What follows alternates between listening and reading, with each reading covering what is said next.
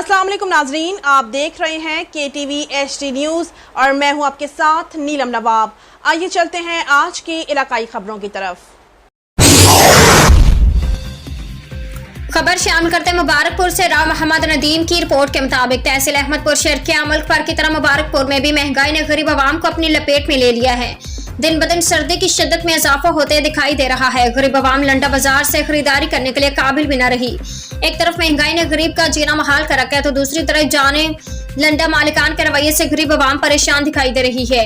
लंडा मालिकान के रेट में मसनूई महंगाई ने गरीब के लिए शदीद परेशानी पैदा कर रखी है। लंडा मालिकान का अपने ग्राहक से बदतमीजी से पेश आना मामूल बन गया है। अगर ग्राहक कोई चीज छोटी छोटी तहसील अहमदपुर शहर किया मुल्क भर की तरह मुबारकपुर में भी महंगाई ने गरीब आवाम को अपनी लपेट में ले लिया। दिन ब दिन सर्दी की शिद्दत में इजाफा होते दिखाई दे रहा है।